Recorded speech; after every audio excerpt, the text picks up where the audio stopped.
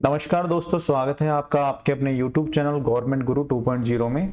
और आज की हम क्लास में देखेंगे राजस्थान नगरपालिका एक्ट 2009 में धारा 24 से लेके 38 तक।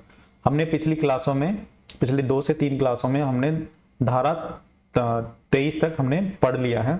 और जो बच्चे नए हैं उनके लिए मैं बता दूं कि हम इस वाले जो YouTube चैनल है इसमें हम पूरा राजस्थान नगरपालिका एक्ट को कंप्लीट करेंगे। और ईओ और आरओ की जो वैकेंसी निकली है उसका जो सिलेबस का सेकंड वाला पार्ट है उसको हम अच्छे से कवर करेंगे। और चैनल को सब्सक्राइब करिए ताकि आपको नोटिफिकेशन टाइमली मिलता रहे। और जो है मेरे यूट्यूब चैनल पे प्लेलिस्ट है, प्लेलिस्ट के अंदर राजस्थान नगरपालिका एक्ट 2009 के नाम से अलग से मैंने प्लेलिस्ट बना रखी है। वहाँ पे आपको सारे वीडियोस मिल जाएंगे। उन वीडियो को देख के नोट्स बना लीजिए। पीडीएफ आपको मेरे टेलीग्राम चैनल पे मिल जाएगी गवर्नमेंट गुरु 2.0 पे। वहाँ से आप पीडीएफ डाउनलोड कर लीजिए, प्रिंट निकलवा लीजिए, या आपको जैसा भी आपको सुविधा लगे उसके अनुसार काम करिए। ठीक है, तो हम स्टार्ट करने जा रहे हैं धारा 24। ठीक है, तो बिना किसी देरी के शुरू करते हैं। देखिए, धारा 24 जो है राजस्थान नगरपालिका एक्ट की, इसमें क्या लिखा है? सदस्यों के लिए साधारण निरर्हताएं। निरर्हता का मतलब होता है अयोग्यताएं। अयोग्यताएं, ठीक है, इसका मतलब है अयोग्यताएं। तो सदस्य कौन नहीं चुने जाएंगे, इसका मतलब ये होगा, सीधा सी बात है ना। और अच्छा, अब बात करते हैं निरर्हताएं मतलब अयोग्यताएं धारा 24 में दे रखी हैं। तो योग्यताएं किस में दे रखी है कि कौन कौन चुनाव लड़ सकते हैं, सदस्य का जो है, मेंबर का जो है, पार्षद का जो है चुनाव कौन कौन लड़ सकता है, उसके लिए धारा 21 में दे रखा है। तो 21, 22 और 23 हमने पिछली क्लासों में कंप्लीट कर लिया है और उसमें जाके आप देख सकते हैं पिछली क्लासों में। तो इसमें क्या लिखा? कोई व्यक्ति सक्षम न्यायालय द्वारा नैतिक अपराध या अन्य अपराध के लिए अगर दोष सिद्ध ठहरा दिया गया है और 6 माह या अधिक के कारावास से दंडाधिष्ट किया गया है। मतलब अगर किसी न्यायालय ने उसको नैतिक अपराध के लिए या किसी अन्य अपराध के लिए दोषी ठहरा दिया है और या तो उसको 6 माह या 6 माह से ज्यादा का अगर उसको कारावास मिला हुआ है तो वह अयोग्य होगा, चुनाव नहीं लड़ सकेगा। वह इस अधिनियम की धारा 245 के अधीन दोषी है ना। सेकंड क्या है कि धारा 245 के अधीन दोषी, राजस्थान नगरपालिका एक्ट की धारा 245 के अधीन अगर वो दोषी पाया जाता है या उसने कोई अपराध कर दिया है धारा 245 के अधीन, तो वह अयोग्य होगा। धारा 245 अपन जब आगे क्लास लेंगे उसके अंदर पढ़ेंगे। बाकी मैं इसमें आपको बता दूं, धारा 245 में लिखा हुआ है कि सार्वजनिक भूमि, सार्वजनिक, ये यहाँ पे लिख लेना अलग से थोड़ा सा, सार्वजनिक भूमि या सरकारी भूमि है ना, सरकारी भूमि पर अतिक्रमण से संबंधित धारा है। पर अतिक्रमण कर लेते हैं ना सरकारी भूमि पे, उससे संबंधित धारा है ये जो 245। अगर इसके अधीन किसी ने अगर दोषी पाया जाता है तो इसको जो है चुनाव नहीं लड़ने दिया जाएगा। ऐसे सक्षम न्यायालय जिसने अपराध का संज्ञान लिया हो और उसके विरुद्ध 5 वर्ष या अधिक के कारावास का आरोप विचाराधीन हो। मतलब न्यायालय को लगता है कि यह आदमी दोषी हो सकता है और 5 वर्ष या 5 से अधिक वर्ष का कारावास उसके विरुद्ध जो है विचाराधीन है। मतलब इसको अगर ये दोषी पाया जाता है तो उसको सजा इतनी मिलेगी, तो ऐसे आदमी को भी चुनाव नहीं लड़ने दिया जाएगा। वे खाद्य अपरिमिश्रण निवारण अधिनियम 1924, खाद्य अपमिश्रण निवारण अधिनियम 1954 के अधीन अपराध के लिए दोषी हो। मतलब ये जो है खाने की वस्तुओं में अगर मिक्स करते हैं ना, जो मिश्रण करके कभी बेचते हैं, मतलब वो जैसे अभी अपना ही राजस्थान में चल रहा है शुद्ध के लिए युद्ध अभियान है ना, अलग जो है मतलब वेराइटियों में मिक्स करके अगर कुछ भी चीज बेचते हो तो या उसके अधीन वो दोषी पाया जाता है तो भी चुनाव नहीं लड़ने दिया जाएगा। दंड प्रक्रिया संहिता 1973 के अधीन अगर दोषी पाया जाता है तो, है ना, वह केंद्र या राज्य सरकार या किसी स्थानीय प्राधिकारी द्वारा अवचार के कारण पद से हटा दिया गया, पदच्युत कर दिया, मतलब पद से हटा दिया गया है उसे। केंद्र सरकार में या राज्य सरकार में या किसी स्थानीय प्राधिकारी द्वारा वह अवचार मतलब बुरे आचरण के कारण पद से हटा दिया गया हो तो भी वह चुनाव नहीं लड़ सकता। वह ऐसा व्यवसाय करता हो जो कानूनी रूप से अवैध हो। जैसे कानूनी रूप से अवैध का मतलब क्या है यहाँ पे? जैसे वो स्मगलिंग करता हो या फिर हम बातें देह व्यापार करता हो, है ना, या इस तरह के जो व्यापार हैं जो कानूनी रूप से अवैध हैं वह करता हो। वह लाभ का पद धारण करता हो, मतलब ये मानो लाभ का पद से मतलब है कि कहीं उसे सरकारी कर्मचारी है मान लो आप, तो अगर वो सरकारी कर्मचारी है, उसको वेतन मिल रहा है और वो चुनाव भी लड़ना चाहता है, तो ऐसे नहीं लड़ सकता, उसको अपने पद से इस्तीफा देना पड़ेगा। वह किसी विश्वविद्यालय या किसी निगम, निकाय, उद्यम, उपक्रम जो सरकार द्वारा पूर्णतः पोषित हो, पूर्णतः वित्त पोषित, इसको वित्त पोषित करना, पूर्णतः पोषित हो या पूर्णतः वित्त पोषित हो या अंशतः पोषित हो के अधीन कार्य करता हो। मतलब जहां से राज्य सरकार या जो भी सरकार है, केंद्र सरकार है, वहां उसके जो मतलब जो है उसको फंडिंग कौन करती है, राज्य सरकार या केंद्र सरकार, कोई ऐसी संस्थान जिसको फंडिंग सरकार करती है, अगर वो वहां पे कार्य करता है तो वह लाभ का पद ही माना जाएगा एक तरह से, ठीक है। तो वहां पे से उसे इस्तीफा देना पड़ेगा। वह पागल या दिवालिया हो, मतलब न्यायालय ने उसे पागल या दिवालिया घोषित कर दिया हो। नामांकन भरते समय नगरपालिका ओर से या विरुद्ध विधि व्यवसायी हो।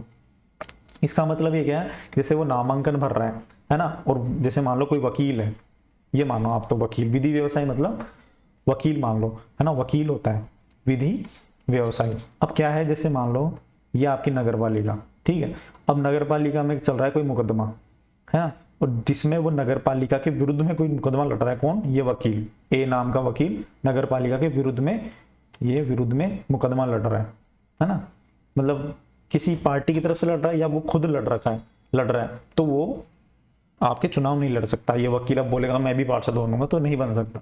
या फिर नगरपालिका की ओर से, है ना, मतलब नगरपालिका की ओर से लड़ रहा हो, नगरपालिका का पक्ष रख रहा हो न्यायालय में, तो भी वह जो है आपके चुनाव नहीं लड़ सकता है, ठीक है।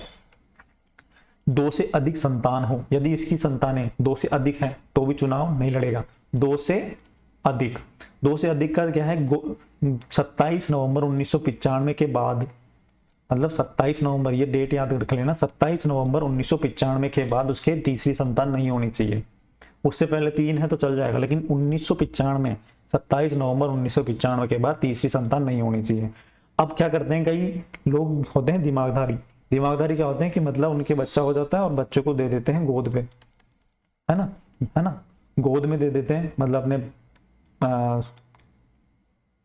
भाई को दे दिया या बहन को दे दिया, जैसे भी है गोद दे देते हैं। तो गोद वाली संतान भी आपके काउंट होगी कि आप ही की संतान है वो तीसरी, ठीक है। ऐसे नहीं कि गोद दे दिया तो वो 2 ही संतान कहलाएगी, नहीं, जुड़वा संतान को एक ही संख्या माना है ना। इसका मतलब क्या है, अगर मान लो एक डिलीवरी हुई और डिलीवरी में बच्चे जुड़वा हो गए, 2 बच्चे हो गए, तो इसका मतलब ये है, ये नहीं है कि वो 2 काउंट होंगे, वो एक ही काउंट होंगे, क्योंकि एक ही डिलीवरी से हुए, ठीक है, एक ही प्रसव से हुए, ठीक। नगर पालिका के द्वारा अनापत्ति या अदैय प्रमाण पत्र जारी नहीं किया गया हो। मान लो कोई आदमी है, कोई मेंबर है, कोई व्यक्ति है जो खड़ा होना चाहता है चुनाव में, और चुनाव में खड़ा होने के लिए क्या होता है, नामांकन भरते समय उनको लेना होता है अदेय प्रमाण पत्र, मतलब नो ड्यूज सर्टिफिकेट लेना पड़ता है ना। कहां से लेना पड़ता है, संबंधित निकाय से, संबंधित नगरपालिका से, नगर परिषद या नगर निगम से, जहां से वो खड़ा होना चाहता है, ठीक है। अब ऐसे में क्या है कि नगरपालिका जो है अगर उसको दे देती है नो ड्यूज तो ठीक है, वो खड़ा हो सकता है। लेकिन क्या होता है कई बार जैसे बहुत सारे बकाया बाकी होते हैं, जैसे यूडी टैक्स हो गया आपका, या और तरह की लीज मनी हो गई, या फिर किसी भी तरह का बकाया होता है ना, तो उसमें क्या होता है, आपको जो मेंबर या व्यक्ति जमा नहीं कराते हैं तो उनको नो ड्यूज नहीं दिया जाता, और नहीं देंगे तो वो आपके चुनाव में नामांकन नहीं भर सकते हैं। तो यूडी टैक्स वगैरह हो गया, जो कि हम अलग से देखेंगे, वो 300 वर्ग गज जो मकान होते हैं उन पे लगता है आवासीय पे, है ना। लीज मनी, जैसे कोई लीज मनी है वो जमा नहीं कराई गई हो, तो कई होते हैं ना जो यूडी टैक्स जमा नहीं कराते हैं, और इस तरह से जो लोग होते हैं उनको नो ड्यू सर्टिफिकेट जारी नहीं किया जाता है। तो नगर पालिका से जो है नो ड्यू सर्टिफिकेट लेना जरूरी है। नगर पालिका की संपत्ति या निधि का दुरुविनियोग या गबन का दोषी हो, मतलब नगर पालिका की कोई संपत्ति है उसमें वह गबन का दोषी पाया गया है, तो इस तरह से जो है आपके धारा 24 में ये व्यक्ति अयोग्य माने जाते हैं। धारा 25 में देखो क्या लिखा हुआ है, अच्छा ध्यान रखना, निर्योग्यता के लिए किसमें लिखा है, निर्योग्यता के लिए धारा 24 में, और योग्यता के लिए किसमें वर्णन किया गया है, वो किया गया है 21 में, ठीक है। अब देखो धारा 25 मतदान का अधिकार, मतदान के अधिकार में प्रत्येक व्यक्ति जो निर्वाचक नामावली, निर्वाचक मतलब वोटर लिस्ट में रजिस्टर्ड है ना, तो उसे वार्ड में मत देने का हकदार होगा। मतलब मतदान कौन कौन देगा उसके बारे में धारा 25 में लिखा हुआ है। प्रत्येक व्यक्ति जिसका नाम निर्वाचक नामावली मतलब आपके वोटर लिस्ट में जिसका नाम है वो आपने मत देगा। ठीक है। धारा 14 के अधीन निरहर्ताओं में शामिल व्यक्ति किसी भी वार्ड में मत नहीं देगा। क्या लिखा हुआ है? धारा 14 के अधीन। धारा 14 में क्या लिखा है? अयोग्यता लिखी हुई है। कौन सी अयोग्यता लिखी हुई है धारा 14 में? है अपन ने पिछली क्लास में पढ़ी थी ना, पिछली क्लास में कौन कौन सी योग्यता अयोग्यताएं लिखी हुई है उसमें लिखी हुई। देखो धारा 14 में अगर आप क्लास में देखोगे ना, उसमें लिखा हुआ है कोई सक्षम न्यायालय द्वारा किसी को पागल या दिवालिया घोषित नहीं किया गया हो, पागल या दिवालिया, या सक्षम न्यायालय द्वारा उसको विकृत चित्त घोषित नहीं किया गया हो, या भारत का नागरिक ना हो, नागरिक न हो। ये तो मैंने आपको रिवीजन के लिए लिखवा दिया, आपको अलग से वहां पे नोट्स में मिला हुआ है, देखना आप, है ना। तो धारा 14 के अधीन ये लिखा हुआ है कि कोई व्यक्ति पागल है या दिवालिया है या विकृत चित्त है, दिमाग से स्टेबल नहीं है, तो वह मत नहीं देगा। ठीक है। या भारत का नागरिक ही नहीं है ना, तो वो मत नहीं देगा।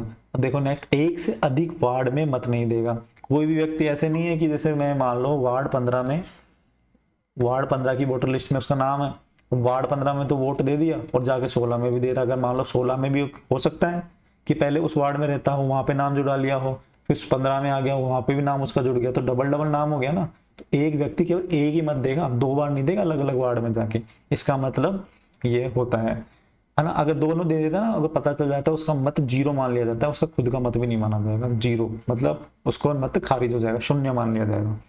एक से अधिक बार मत नहीं देगा। ठीक है, ये आ गया समझ में आपको ना।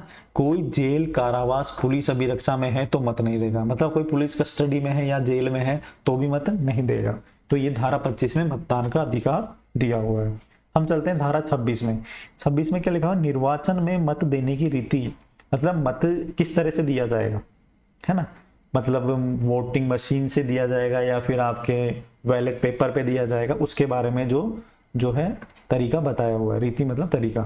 मतपत्र या मतदान मशीन आदि के द्वारा जो है विहित की गई है। मतलब राज्य सरकार या राज्य निर्वाचन आयोग, राज्य सरकार तो क्या, राज्य निर्वाचन आयोग जिस तरह से मत लेना चाहता है, मतलब बैलेट पेपर पे ले लो, मतपत्र पे, या फिर मतदान मशीन जो आपने देखी है आजकल, जो मतदान पे मशीनों पे जो वोटिंग की जाती है, जो भी मतलब निर्वाचन आयोग को लगता है सही, उसके आधार पे मत दिए जाएंगे।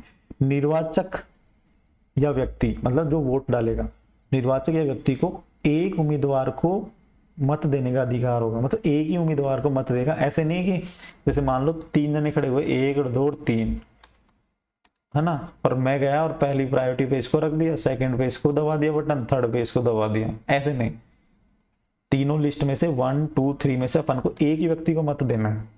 ठीक है, इस तरीके, इसका मतलब ये है। यदि एक से अधिक मत उम्मीदवार को दे देता है ना, तो मतगणना उसी समय शून्य मान लिए जाएगी। सभी मत शून्य मान लिए जाएंगे। ठीक। हम पढ़ते हैं धारा 27। आगे ना 26 में समझ के, आकस्मिक रिक्तियां किस प्रकार भरी जाएंगी, इसके बारे में वर्णन दे रखा है। आकस्मिक रिक्तियां किस तरह भरी जाएंगी। देखो, किसी पद के रिक्त रह जाने, इसका कलर चेंज कर लेते ना, इसका कलर चेंज कर लेते हैं अपन, ये वाला कर ले, ये वाला कर लेते हैं, ग्रीन कर लेते हैं। देखो, किसी पद के रिक्त रह जाने तथा आकस्मिक रिक्ति के उपनिर्वाचन के आधार पर भरा जाएगा। मतलब मान लो को जैसे 50 वार्ड है, अब 50 में से मान लो 45 वार्ड में जो है मतदान हो गए, और ये किसी ना किसी वजह से 5 वार्ड रह गए, मान लो यहाँ पे लड़ाई हो गया, झगड़ा हो गया, दंगा हो गया, है ना, तो ये पे एक ये खाली रह गई, अपन इसको 48 कर लेते हैं ना समझने के लिए, बाकी 2 बची। तो 2 में से मतलब एक तो यहाँ पे लड़ाई दंगा हो गया या फिर जो भी है कुछ भी हो गया यहाँ पे, वहां पे मत नहीं गिर पाए। ठीक है। और दूसरा जो है आपके, मान लो कोई उम्मीदवार जो खड़े हुए थे, है ना, उम्मीदवार जो खड़े हुए थे वहां पे वो एक्सपायर हो गए किसी भी रीजन से, है ना, तो यहाँ पे मान लो मत नहीं हुआ।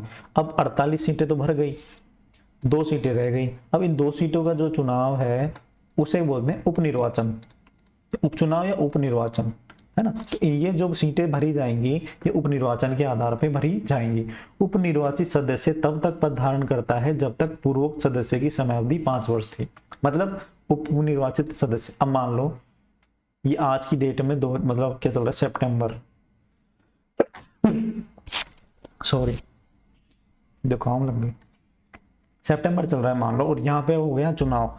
अब ये 2 सीटें रह गई। अब 2 सीटों का जब चुनाव होगा ना, कम से कम 6 महीने, कम से कम 6 महीने तो मतलब अधिकतम 6 महीने, मानो 6 महीने के अंदर अंदर चुनाव कराने पड़ेंगे। तो इसका मतलब ये नहीं है कि मतलब चुनाव मान लो अगर जनवरी में होते हैं, चुनाव मान लो अगर जनवरी में होते हैं, है ना, तो वो आने वाले जनवरी, मतलब यहाँ से 5 साल काउंट नहीं होंगे, वो काउंट यहीं से होंगे 5 साल, चाहे वो 4.5 साल मानेंगे ना, सॉरी 4 साल, है ना, 4.5 साल रहा हो, ये जनवरी से चुनाव हुआ तो वो यहीं से 5 साल माना जाएगा। समझ में आ गया मैं क्या कहना चाहता हूँ? मतलब शेष समय अवधि के लिए चुनाव की वो है जो अवधि मानी जाएगी। SC ST और पिछड़ा वर्ग या महिला की आरक्षित सीट या रिक्त होने पर, मान लो अगर उपचुनाव आपके SC ST या पिछड़ा वर्ग या महिला की कोई आरक्षित सीट थी, यहाँ पे उपचुनाव होने, तो इनकी जो उपचुनाव है वो इन्हीं सदस्यों, मतलब इन्हीं वर्ग के सदस्यों के लिए आरक्षित रहेगी। मतलब महिला की सीट पे महिला खड़ी होगी, SC की सीट पे SC वाला बंदा खड़ा होगा, ST की सीट पे ST वाला खड़ा होगा, इस तरह से। ठीक है, नीचे चलते हैं। निर्वाचित सदस्य, अब देखो निर्वाचित सदस्य की अगर मृत्यु हो जाती है ना, निर्वाचित सदस्य की मृत्यु हो जाने पर या त्याग पत्र देने पर या उसे हटा देने पर या उसके निर्वाचन के परिहार के कारण होती है ना, निर्वाचन परिहार के कारण होता है, तो 6 माह के भीतर भीतर रिक्ति समाप्त पर्यवसित हो जाती है तो राज्य सरकार निर्देशित कर सकती है कि रिक्ति को अगले सामान्य निर्वाचन तक ना भरा जाए। मतलब इसका यह है कि निर्वाचित सदस्य, उसका मृत्यु हो गई या त्याग पत्र दे दिया उसने या उसे हटा दिया गया है, ठीक है, तो मतलब क्या है कि 6 माह तक अगर चुनाव नहीं हो पाते हैं ना, किसी भी रीजन से उपचुनाव नहीं हो पाते हैं ना, तो राज्य सरकार को अगर लगता है कि यहाँ पे चुनाव कराने की आवश्यकता नहीं है अब, क्योंकि चुनाव हो नहीं पाए, अगर हो ही जाते हैं, अगर है ना, अगर नहीं हो पा रहे हैं तो राज्य सरकार उसकी जो है ना पद को निर्वाचन या रिक्ति मतलब खाली छोड़ सकती है राज्य सरकार के आदेश के अनुसार। ठीक है, ये है इसका मतलब 27वें धारा में ये लिखा हुआ है। क्या लिखा हुआ है 27 धारा में कि आकस्मिक रिक्तियां किस प्रकार भरी जाएगी, तो इस तरह से ये जो 4 पॉइंट है इस तरह से भरी जाएगी। धारा 28 में क्या लिखा है, निर्वाचन अपराध, मतलब निर्वाचन के लिए कोई अपराध किस तरह से हो सकता है तो वो उसे अयोग्य मान लिया जाएगा। तो लोक प्रतिनिधित्व अधिनियम 1951, लोक प्रतिनिधित्व अधिनियम 1951 की धारा कौन कौन सी धारा, 125, 126, 127 और 127 के 28, 129, 130, 131, 132, 132 के 33, 34, 134 कैक है, ठीक है, और 135, 35 कैक है और गए। तो ये जो धारा है ना, इन्हें याद करने की जरूरत नहीं है क्योंकि इसको याद करने के लिए लोक प्रतिनिधित्व अधिनियम पढ़ना पड़ेगा, है ना। तो अपने कोर्स में है नहीं, बस इतना ध्यान रखना है कि धारा 28 में जो निर्वाचन अपराध है वो लोक प्रतिनिधित्व की धारा, लोक प्रतिनिधित्व अधिनियम की 1951 की निम्न धाराओं के अधीन होता है ना। धारा 29 में क्या लिखा हुआ, भ्रष्ट आचरण।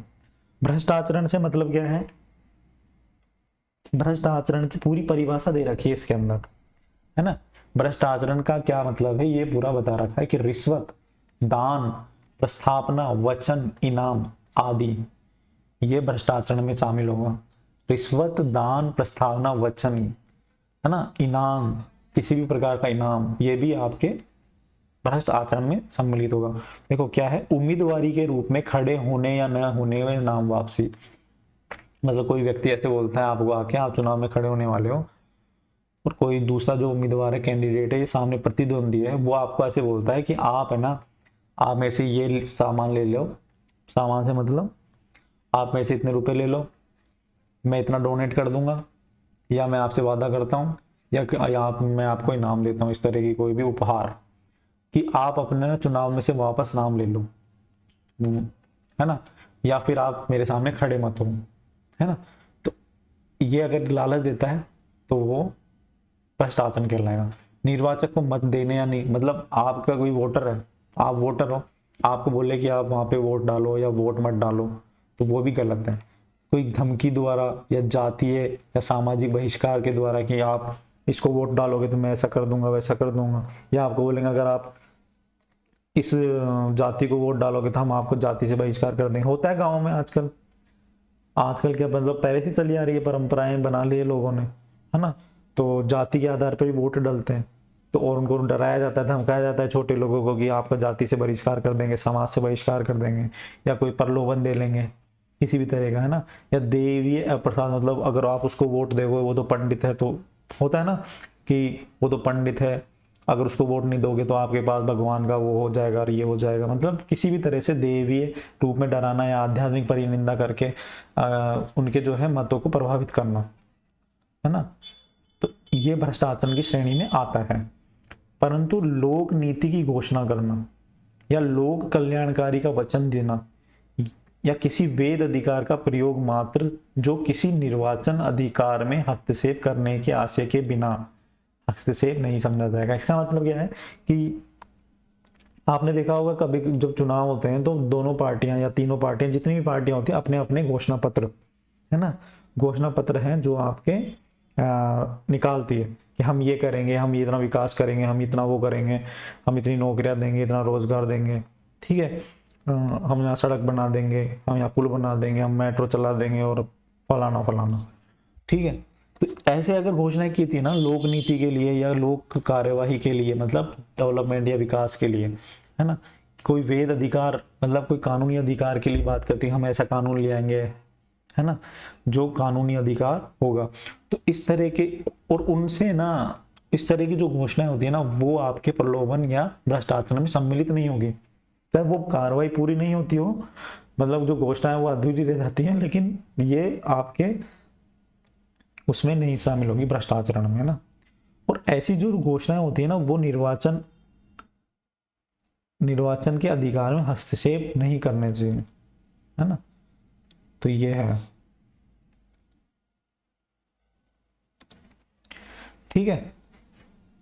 नीचे चलते हैं कि किसी व्यक्ति को धर्म, मूलवंश, जाति, समुदाय, भाषा के आधार पर मत देने या न देने तथा राष्ट्रीय प्रतीक या धार्मिक प्रतीकों को उपयोग या दुहाई आदि द्वारा मत देने या नहीं देने, मतलब धर्म, जाति, मूलवंश आदि के आधार पर उसका मत को देने या नहीं देने के लिए उकसाना, है ना। राष्ट्रीय प्रतीक बोले ये तो राष्ट्रवादी है और ये भारत का झंडा है और ये इसको फॉलो करता है उम्मीदवार, तो इस तरह से मतलब धार्मिक प्रतीकों को उपयोग करना, ये सब चीज गलत है, ये भ्रष्टाचार में आता है।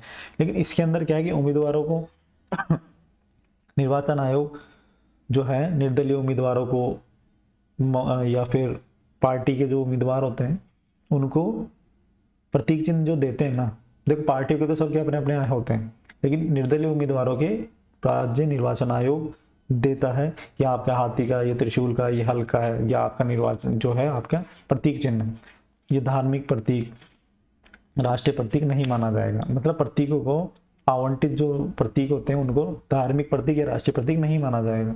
ये आपके धारा 29 में भ्रष्ट आचरण की परिभाषा दे रखी है एक तरह से, है ना, कि मतदान में भ्रष्ट आचरण किस प्रकार हो सकता है। धारा 30 में देखो कि निर्वाचन संबंधी मामलों में सिविल न्याय की अधिकारिता, मतलब निर्वाचन से संबंधित जितने मामले हैं ना, तो सिविल न्यायालय की उसमें क्या अधिकारिता है, क्या शक्तियां हैं, उसके बारे में चर्चा करेंगे। सिविल न्यायालय को वार्ड के परिसीमन, स्थान आवंटन, वार्ड की सीमा ज्ञान, मतलब परिसीमन मतलब सीमा, स्थान के आवंटन मतलब वार्डों का डिवीजन होता है ना उसका, निर्वाचक नामावली मतलब वोटर लिस्ट आदि जो तैयार की जाती है उससे संबंधित प्रश्न करने की अधिकारिता नहीं होगी। ये काम निर्वाचन आयोग का है। निर्वाचन आयोग ही आपके वार्ड का परिसीमन, स्थान आवंटन और निर्वाचक नामावली तैयार करेगा एक तरह से। तो इसमें कोर्ट कुछ नहीं कर सकता। कोर्ट ये नहीं बोल सकता कि आपने इसको इस सीमा यहाँ से यहाँ पे क्यों कर दी, या इसका नाम क्यों हटा दिया और इसका नाम क्यों जोड़ दिया, है ना, इतने वार्ड क्यों विभाजित कर दिए। कोर्ट को मतलब नहीं है इससे।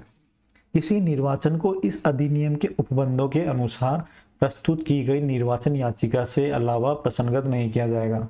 मतलब इसका मतलब यह है कि अगर किसी को कोर्ट में केस करना है चुनाव के लिए तो उसे पहले निर्वाचन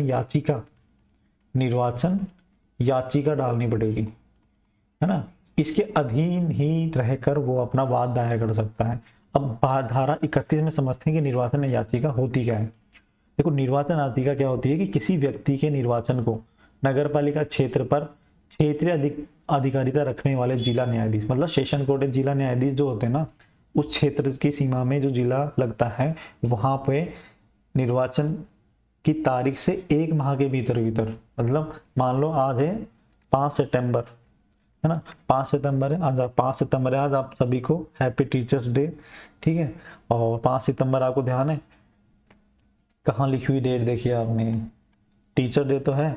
आपने 3 इडियट्स मूवी देखी होगी ना, उसमें 5 सितंबर लिखता है ना याद आ गया होगा आपने, अगर देखी है तो 3 इडियट्स, नहीं देखी तो देखना, बहुत अच्छी मूवी है। हाँ, तो अपन क्या बात कर रहे थे, निर्वाचन की तारीख से, मतलब 5 सितंबर को निर्वाचन हुआ तो इसके आगामी 1 माह के भीतर ही आपको निर्वाचन याचिका दायर करनी पड़ेगी, ठीक है। यह है इसका मतलब।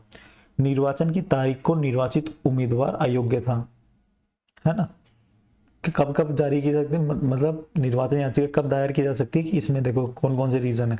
निर्वाचन की तारीख को निर्वाचित उम्मीदवार, मतलब जो उम्मीदवार था जिसको अपन ने निर्वाचित किया है वह अयोग्य था, ठीक है। निर्वाचित उम्मीदवार या उसके एजेंट द्वारा, अभिकर्ता द्वारा धारा 29 के अधीन भ्रष्ट आचरण किया हो। धारा 29 अभी अपन ने ऊपर पढ़ा है, भ्रष्ट आचरण में जो जो पॉइंट थे उसके अधीन अगर वो आता है तो वो निर्वाचन याचिका दायर की जा सकती है। कोई नामांकन अनुचित तौर पर खारिज कर दिया गया हो, मतलब उसका किसी व्यक्ति ने नामांकन भरा, नामांकन भरने के बाद अनुचित तौर पर, मतलब बिना नियमों के गैरकानूनी रूप से उसका नामांकन रद्द कर दिया गया हो, है? या फिर किसी मत को अनुचित रूप से ग्रहण करने, नामंजूर करने या खारिज करने या मत सुनने किया गया हो, मतलब दादागिरी से कोई काम नहीं होगा। कोई मत को अनुचित जो है आप ग्रहण कर रहे हो, किसी मत को शून्य घोषित कर रहे हो, किसी को नामंजूर कर रहे हो या खारिज कर रहे हो, तो वो काम नहीं चलेगा।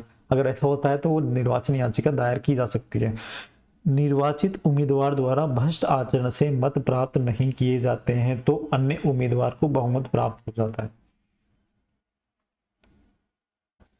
मान लो निर्वाचित उम्मीदवार है, भ्रष्ट आचरण कर से उसे मत प्राप्त नहीं हो रहे और अन्य उम्मीदवार को बहुमत प्राप्त हो जाता है ना, तो आपकी निर्वाचन याचिका दायर की जा सकती है, ठीक है ना।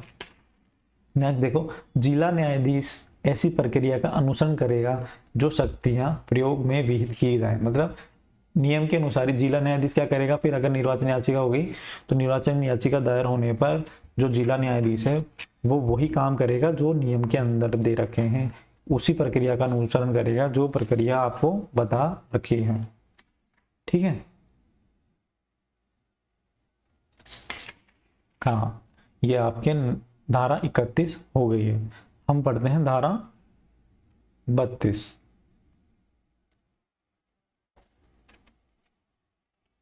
एक सेकेंड है ना, धारा 32 में देखो क्या लिखा हुआ है, जिला न्यायाधीशों के आदेशों से अपील है। मतलब जिला न्यायाधीश ने अगर कोई आपके वो दे दी है, क्या आदेश दे दिया है निर्वाचन याचिका में, तो उसके विरुद्ध क्या कहीं नहीं जा सकते हैं, या जा सकते हैं तो कहाँ जा सकते हैं, इसके बारे में इसमें बता रखा है। धारा 31 के अधीन दायर याचिका जिस पर जिला न्यायाधीश के आदेश, मतलब जिला न्यायाधीश ने जो आदेश दिया है, तो धारा 32 में क्या लिखा हुआ है कि धारा 31 के अधीन जो निर्वाचन याचिका दायर किया है उसके विरुद्ध अपील कहाँ की जा सकती है, हाई कोर्ट में, माननीय हाई कोर्ट में अपील की जा सकती है, ठीक है।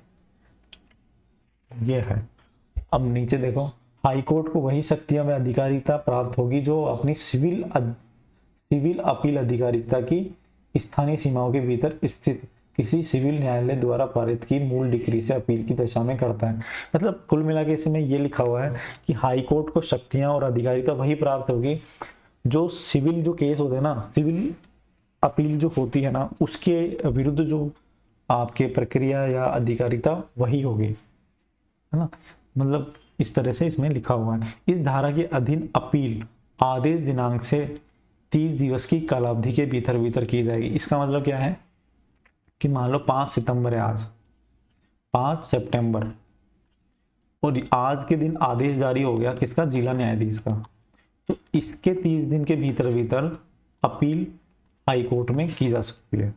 30 दिन, ठीक है, 30 दिन के भीतर भीतर, ठीक है। अब इसमें स्पष्टीकरण क्या दे रखा है, परंतु हाई कोर्ट 30 दिन के बाद भी अपील स्वीकार करेगा। कब करेगा, जब उसको ये लगे कि अपील नए प्रयास करने, अपील प्रस्तुत नहीं करने का पर्याप्त कारण था। मतलब हाई कोर्ट को ये लग जाए कि किसी रीजन से, किसी कारणवश जो है अपील करने में देरी हुई, तो कारण अगर जायज लगता है हाई कोर्ट को तो वो उसकी अपील स्वीकार कर लेगा, अगर नहीं लगता है जायज तो वो उसकी अपील को खारिज कर देगा 30 दिन के बाद, है ना। अगर लोअर कोर्ट मतलब जिला न्यायाधीश के आदेश में निर्वाचन को शून्य घोषित किया गया है तो हाई कोर्ट उस आदेश के प्रवर्तन पर रोक लगा सकेगा तथा उक्त आदेश को अप्रभावी मान लिया जाएगा। मतलब हाई कोर्ट ने बोल दिया, सॉरी आपके जिला न्यायाधीश ने बोल दिया कि ये जो निर्वाचन हुआ है ये गलत हुआ है, इसको शून्य मान लो, है ना। तो अपील फिर करेंगे, तो अपील करेंगे ना तो जो आदेश दिया ना उस पर स्टे आ जाएगा कुल मिला के, मतलब उसकी जो आदेश है उस पर रोक लग जाएगी। रोक लग जाएगी तो इसमें जो है आपका जो प्रभावी नहीं माना जाएगा। उसके बाद जिस तारीख को अपील का ज्ञापन उच्च न्यायालय में प्राप्त हुआ है, मतलब जिस दिन अपील की एप्लीकेशन जो है हाई कोर्ट में मिली है तो उसके 3 माह के भीतर भीतर निष्कर्ष तक पहुंचना होगा। ये आपके देखो स्पष्ट लिखा हुआ है धारा 32 में कि अपील की जो सुनवाई होगी वो हाई कोर्ट में होगी। उसके बाद हाई कोर्ट में सुनवाई होने के बाद हाई कोर्ट को अपना डिसीजन 3 माह के भीतर भीतर देना पड़ेगा, 3 माह के भीतर भीतर देना पड़ेगा, है ना। ये है आपकी अपील की शक्तियां, ठीक है।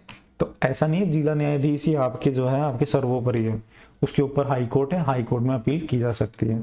देखो धारा 33, समस्त उम्मीदवारों का निर्वाचन अपास होने की दशा में, है ना, मतलब सभी उम्मीदवारों को निर्वाचन गलत मान लिया जाए तो नगर पालिका के सभी सदस्यों का या उस सदस्यों के 2/3 सदस्यों या अधिक, मतलब 2/3 या उनसे अधिक सदस्यों का धारा 31 और धारा 32 के अधीन अपील होने पर शून्य घोषित कर दिए जाए तो क्या होगा, मतलब निर्वाचन याचिका दायर करके या फिर अपील के द्वारा अगर वो जो आपके 2/3 या उससे अधिक सदस्य या सभी सदस्यों का अगर निर्वाचन शून्य मान लिया जाता है उसमें क्या होगा, तो राज्य सरकार धारा 322 के उपबंधों के उपधारा 1 को छोड़कर लागू होंगे। धारा 322 जब अपन पढ़ेंगे ना, मतलब उसमें उपबंध दे रखें कि राज्य सरकार अगर क्या क्या काम कर सकती है अगर ये पे चुनाव गलत हुए हैं, है ना, चुनाव सारे रद्द हो गए हैं तो राज्य सरकार आदेश दे सकती है कि वहां पे चुनाव कराने हैं, किस तरह से कराने हैं, नहीं कराने हैं, उपनिर्वाचन करना है। तो इस तरह से जो है इसमें 33 में दिया हुआ है। धारा 34 आदेशों और विनिश्चय की अतिमत्ता, इसका मतलब क्या है, आदेशों और विनिश्चयों की अतिमत्ता। धारा 31 के अधीन मान लो कोई आदेश दिया है तो अगर धारा 31 मतलब निर्वाचन याचिका पर कोई आदेश दिया गया है तो धारा 31 के अधीन अंतिम निर्णय जिला न्यायाधीश का होगा, ठीक है। और धारा 32 में अपील की गई है तो अपील की है ना जो अंतिम निर्णय है वो हाई कोर्ट का होगा, हाँ इसमें ये लिखा हुआ है, सिंपल सी बात। धारा 35 में निरर्थताएं अयोग्यताएं लिखी हुई है, धारा 35 में अयोग्यता क्या लिखी हुई है, धारा 28 में वर्णित अपराधों और धारा 29 में भ्रष्टाचार। मतलब धारा 28 में जो अपराध बता रखे हैं ना, है ना, कौन से वाले अपराध, धारा 28 में कौन से वाले हैं अपन ने देखे थे, लोक प्रतिनिधित्व, लोक प्रतिनिधित्व, है ना, अधिनियम 1954 के में जो जो अपराध बता रखे हैं उसके आधार पर अयोग्य हो सकता है कोई भी सदस्य। या भ्रष्टाचरण धारा 29 में लिखे हुए भ्रष्टाचरण की जो अभी अपन ने पढ़ी है ना। निर्हरताएं की समावधि अपराध सिद्ध होने की तारीख से 6 वर्ष की होगी। मतलब अगर इन धाराओं के अधीन कोई अपराध सिद्ध हो जाता है कोई भी सदस्य का तो उसको 6 वर्ष मतलब जिस दिन अपराध घोषित हुआ है ना, उससे आगामी 6 वर्ष के लिए जो है निरर्हता अयोग्य घोषित किया जाएगा, अयोग्य घोषित कर दिया जाएगा, मतलब वो 6 वर्ष तक चुनाव नहीं लड़ेगा। धारा 36 निरर्हता का हटाया जाना या उसकी कालावधि में कमी करना, मतलब जिसको 6 वर्ष की सजा हुई है ना, ये अयोग्य जिसको घोषित किया है, तो राज्य निर्वाचन आयोग को लगता है कि धारा 35 की उपधारा 1 या खंड 1 के अधीन निरर्हता, मतलब धारा 35 के अधीन अगर कोई निरर्हता मतलब अयोग्य घोषित किया गया है ना, और राज्य निर्वाचन आयोग को लगता है कि जो अयोग्य घोषित किया गया है उनके लिए स्पष्ट कारण नहीं है, मतलब कोई कारण राज्य निर्वाचन आयोग बताएगा कि इन्हें जो है योग्य ठहराया जा सकता है। कैसे? तो राज्य निर्वाचन आयोग क्या करता है कि कारणों की जांच करेगा, निष्कर्ष तक पहुंचेगा, और उनकी जो 6 वर्ष की अवधि है ना, इसको या तो खत्म ही कर देगा, बोले अयोग्य नहीं है, या इसकी जो समयावधि है उसको 3 वर्ष कर देगा, मतलब कम कर देगा, समय को कम कर देगा कि 3 वर्ष के लिए अयोग्य। निर्वाचन आयोग ये कर सकता है। देखो आप कितनी बड़ी पावर है, तो हाई कोर्ट अयोग्य घोषित कर रहा है एक तरह से, और आपको निर्वाचन आयोग ये कर रहा है। ठीक है। धारा 37 में क्या, पद की शपथ, तो सदस्यों को, मेंबर को, पार्षदों को पद की शपथ, मतलब शपथ कौन दिलाता है? जिला कलेक्टर या फिर कलेक्टर द्वारा नियुक्त कोई व्यक्ति के समक्ष शपथ लेते हैं। सिंपल सी बात है। शपथ कौन लेते हैं? सदस्य शपथ जो है आपके कौन दिलाता है? जिला कलेक्टर या उसके द्वारा नियुक्त कोई व्यक्ति शपथ दिलाता है। त्यागपत्र की हम बात करें, धारा 38 के अंदर त्यागपत्र का वर्णन है कि मेंबर या पार्षद किसको जो है त्यागपत्र देंगे। इसके लिए क्या है? सदस्य कार्यपालक मजिस्ट्रेट या द्वारा अनुप्रमाणित लिखित नोटिस, मतलब एक लिखित नोटिस जारी किया जाएगा जिसे अनुप्रमाणित कौन करेगा?